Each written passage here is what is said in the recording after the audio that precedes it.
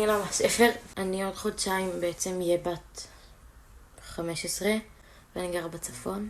באותו יום שחור קמתי מאוד מוקדם. אח שלי היה בסלון ואז הדלקתי לטלוויזיה. אמרתי לו, אני שנייה רואה חדשות, בודקת משהו. הוא התעורר ואמרתי לו, גלעד, יש מלחמה. ככה נראה סיוט.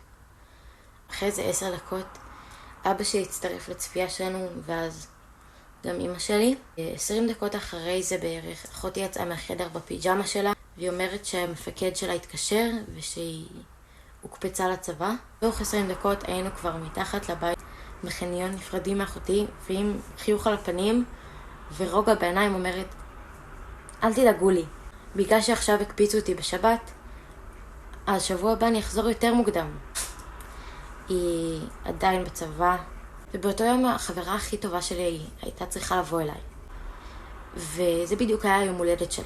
היינו אמורות להיפגש ולעשות משהו גדול והיא התקשרה אליי ואמרה שהיא חוזרת לבית שלה ושהיא מצטערת.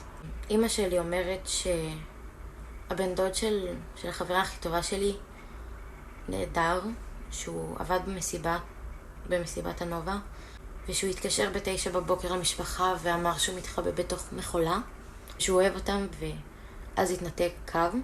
ואז אני ראיתי את הסטורי של שני הניצולה המדהימה והיא כתבה שהיא הייתה בתוך מכולה. הבנתי שאולי הם היו ביחד וזה, ואז בסטורי הבאה היא כתבה שאף אחד לא שרד. אז לא האמנתי לזה. לא יכול להיות שירם, שלפני שבוע אני והיא דיברנו על זה שבן אדם הכי מגניב בעולם ואשתו ודיברנו על הכל, לא הגיוני שהוא לא יחזור, לא הגיוני שהוא לא ידבר יותר, זה לא הגיוני.